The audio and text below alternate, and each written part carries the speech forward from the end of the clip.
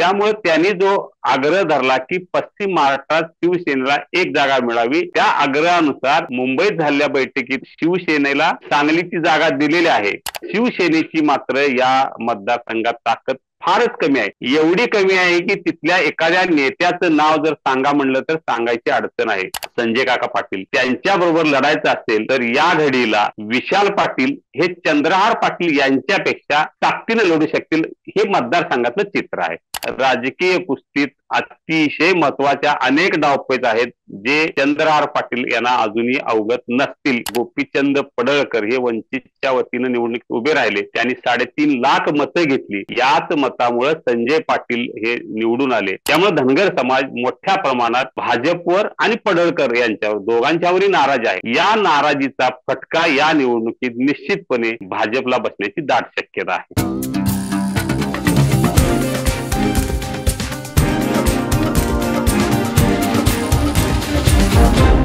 नमस्कार, मी तुषार Kalaburagi. The politics या चॅनलवर आपल्या सगळ्यांचं स्वागत आहे. आत्ताचा विषय महत्वाचा आहे, सांगली लोकसभा मतदारसंघ. या लोकसभा मतदारसंघातून काँग्रेस आणि शिवसेना या दोघांची रस्सीखेच सुरू असताना शिवसेनेने उद्धव ठाकरेंनी पाटलांची उमेदवारी जाहीर केली. हे सगळं काय चाललं समजून घेण्यासाठी आज आपल्यासोबत आहेत महाराष्ट्र टाइम्सचे ज्येष्ठ राजकीय पत्रकार गुरुबाळ माळी सर. तर स्वागत आहे आपलं. नमस्कार सर. काँग्रेस आणि शिवसेनेची रस्सीखेच सुरू असतानाच काल उद्धव ठाकरेंनी चंद्रहार पाटलांची उमेदवारी जाहीर केली. ही आता उमेदवारी चंद्रहार पाटलांची निश्चित समजली जाईल की आणखी काही वेगळं चित्र पाहायला मिळेल? मुळात कोल्हापूरची जागा ही शिवसेनेच्या हक्काची होती, पण कोल्हापुरातून श्रीमंत शाहू महाराज यांच्यासाठी ती जागा काँग्रेसला देण्यात आली. त्या बदल्यात सांगलीची जागा ही शिवसेनेला मुंबईत जी काय महाविकास आघाडीची बैठक झाली त्यामध्ये सांगलीची जागा ही शिवसेनेला दिलेली आहे. पण मुळात सांगलीत जो दादा गट आहे, विशाल पाटील आहेत किंवा सांगली मतदारसंघात काँग्रेसचा मजबूत तो किल्ला आहे. त्यामुळे काँग्रेसनं असा आग्रह धरला आहे की हा मतदारसंघ काँग्रेसला द्या आणि विशाल पाटील हे तिथले उमेदवार असतील. पण कोल्हापूरची जागा दिल्यानंतर पुन्हा सांगलीची पण जागा मी का द्यावी या पद्धतीनं उद्धव ठाकरे यांनी प्रश्न विचारला. कारण पुण्यापासून पुणे, शिरूर, मावळ, बारामती, सातारा, सांगली, सोलापूर, कोल्हापूर, हातकणंगले या सर्व मतदारसंघात शिवसेनेला एकही जागा मिळालेली नाही. जे संपूर्ण पश्चिम महाराष्ट्रात शिवसेनेला जर एकही जागा मिळाली नसेल तर त्यांचं म्हणणं आहे की मी तुमच्यासाठी एक कोल्हापूरची जागा त्याग केलेला आहे जो माझ्या हक्काचा होता. त्यामुळे मला मशाल चिन्ह जर पश्चिम महाराष्ट्रात पोहोचवायचं असेल तर किमान मला कोल्हापूरच्या बदल्यात सांगली द्या. सांगली सुद्धा तुम्ही जर तिथे काँग्रेसचं प्राबल्य आहे म्हणून मागत असाल तर मला पूर्ण पश्चिम महाराष्ट्रात शिवसेनेला एकही जागा मिळणार नाही. त्यामुळे त्यांनी जो आग्रह धरला की पश्चिम महाराष्ट्रात शिवसेनेला एक जागा मिळावी, त्या आग्रहानुसार मुंबईत झालेल्या बैठकीत शिवसेनेला सांगलीची जागा दिलेली आहे. म्हणून त्यांनी काल ज्या पद्धतीनं उद्धव ठाकरे सांगलीत आले, मेळावा घेतला आणि त्यांनी चंद्रहार पाटील यांची उमेदवारी देखील जाहीर केली. याचा अर्थ सरळ आहे, त्यांनी जो महाविकास आघाडीच्या जागा वाटपात निर्णय झाला त्यानुसार कोल्हापूरच्या बदल्यात सांगलीची जागा ही शिवसेनेला गेलेली आहे. चंद्रहार पाटलांची सांगली लोकसभा मतदारसंघात निवडून येण्याची क्षमता आहे का? त्यांची ताकद किती आणि कुठे कुठे आहे? चंद्रहार पाटील हे डबल महाराष्ट्र केसरी आहेत. त्यांनी अनेक कुस्त्या मारलेल्या आहेत, 2 वेळा महाराष्ट्र केसरी पटकावलेला आहे. म्हणजे कुस्तीतलं त्यांचं जे काय राजकीय डावपेच आहे त्याबद्दल कुणाचं दुमत नाही. पण आता त्यांना खेळायची ती राजकीय कुस्ती. राजकीय कुस्ती खेळत असताना तुमच्या मूळ कुस्तीतले काही डावपेच उपयोगी पडतील निश्चित, पण राजकीय कुस्तीत अतिशय महत्वाच्या अनेक डावपेच आहेत जे चंद्रहार पाटील यांना अजूनही अवगत नसतील, कारण त्यांचा राजकारणाचा प्रवेश हा अलीकडचा आहे. राजकीय कुस्ती जिंकण्यासाठी जे जे काही करावं लागतंय ते करण्याची आता जी जबाबदारी आहे ती काँग्रेसवर आहे. मुळात काँग्रेस या जिल्ह्यात मजबूत आहे. कारण दादा घराणं आधी अगदी 50 वर्षापासून या प्रभुत्व आहे. कारण वसंतदादांनी या जिल्ह्यात ज्या ज्या लोकांना उमेदवारी दिली, शालिनीताई पाटील असू दे, प्रकाश पाटील असू दे, प्रतीक पाटील असू दे किंवा मदन पाटील असू दे, या सर्वांनी विजय मिळवलेला आहे.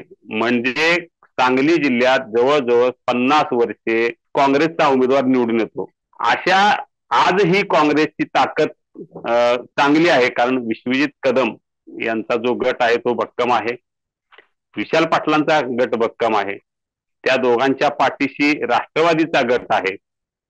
त्या तुलनेत शिवसेनेची मात्र या मतदारसंघात ताकद फारच कमी आहे. एवढी कमी आहे की तिथल्या एखाद्या नेत्याचं नाव जर सांगा म्हणलं तर सांगायची अडचण आहे राजकीय व्यक्तीला. त्यामुळं एकीकडं काँग्रेसची मजबूत ताकद असताना आणि चंद्रहार पाटील यांच्या रूपानं नवा चेहरा या मतदारसंघात येत असताना काही अडचणी निश्चितपणे निर्माण होणार आहेत.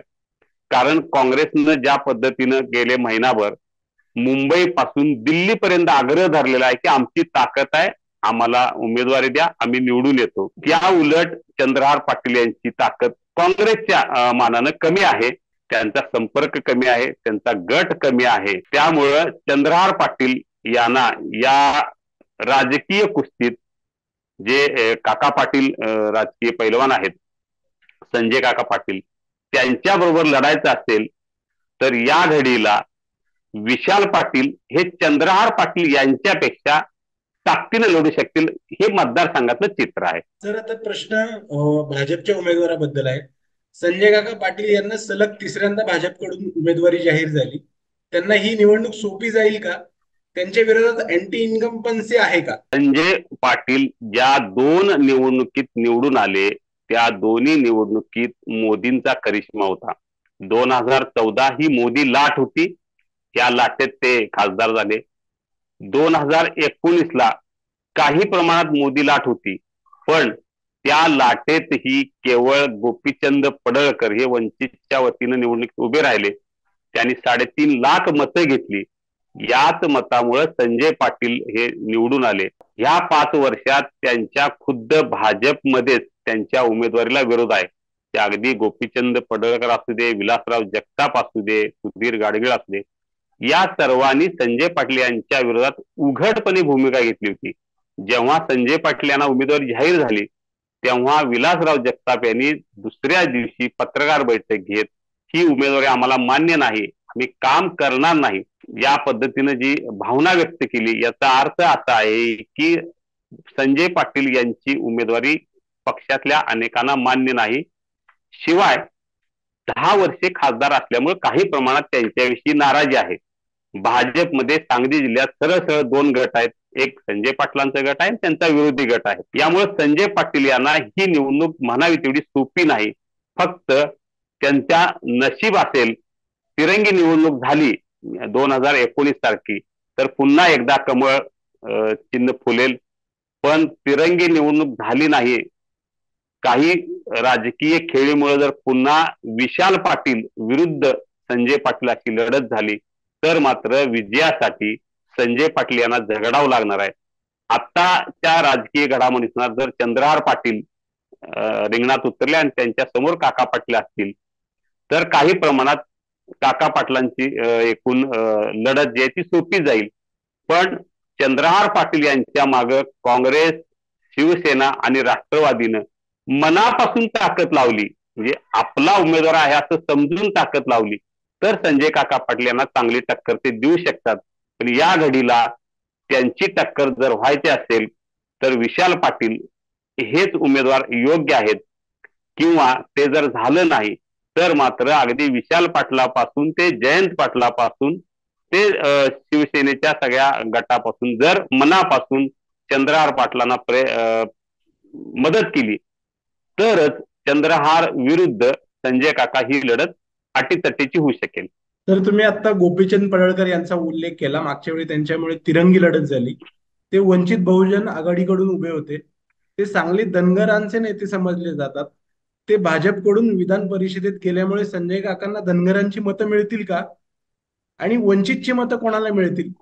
सांगलीत पुन्हा तिरंगी लढत होण्याची किती शक्यता आहे? गोपीचंद पडळकर हे धनगर समाजाचे नेते म्हणून सगळ्या महाराष्ट्राला प्रसिद्ध आहेत.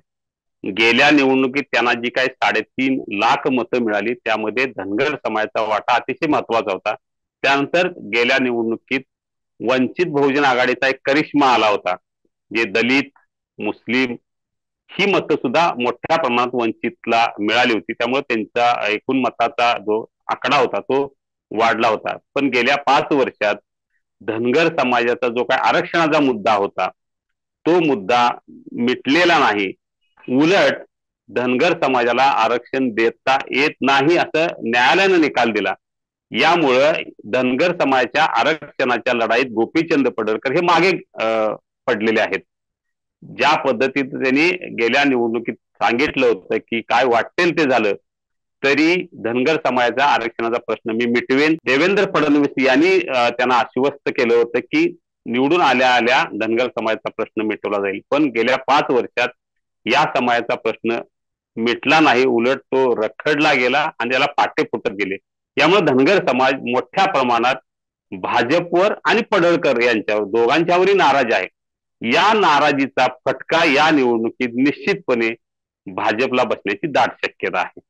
सर, ही सांगली लोकसभा कोणत्या स्थानिक मुद्द्यांवर लढली जाईल की राष्ट्रीय मुद्द्यांवर ही निवडणूक होईल? सांगली लोकसभा निवडणुकीत किंवा लोकसभेच्या एकूण मतदारसंघात गेल्या अनेक वर्षापासून पाण्याचा प्रश्न अतिशय महत्वाचा आहे. ज्या जलसिंचन योजना आहेत त्यांचं पाणी अगदी जत तालुका असू दे, आटपाडी तालुका असू दे किंवा कवटेमंकाळ तालुका असू दे, सगळीकडे पोहोचलेलं नाही. त्यामुळे प्रत्येक निवडणुकीत ज्या पद्धतीनं दुष्काळ आणि पाणी हा मुद्दा गाजला जातो, याच पद्धतीनं यावेळीही हा मुद्दा मोठ्या प्रमाणात गाजण्याची चिन्ह आहेत. काही प्रमाणात पाणी पोहोचलेलं आहे, पण जेवढं अपेक्षा आहे तेवढं पाणी पोहोचलेलं नाही. त्यामुळं केवळ पाण्यासाठी जत तालुक्याच्या जवळजवळ 42 गावांनी आम्हाला कर्नाटकात जाण्याची परवानगी द्या अशी मागणी केली. त्यामुळे या निवडणुकीत पाणी, रस्ते, इतर सुविधा, शेतकऱ्यांचे प्रश्न असतील, ऊसाचा प्रश्न असेल, हमीभावाचा प्रश्न असेल किंवा शेतीमालाचा प्रश्न असेल, हे सर्व स्थानिक मुद्दे या निवडणुकीत निश्चितपणे येतील.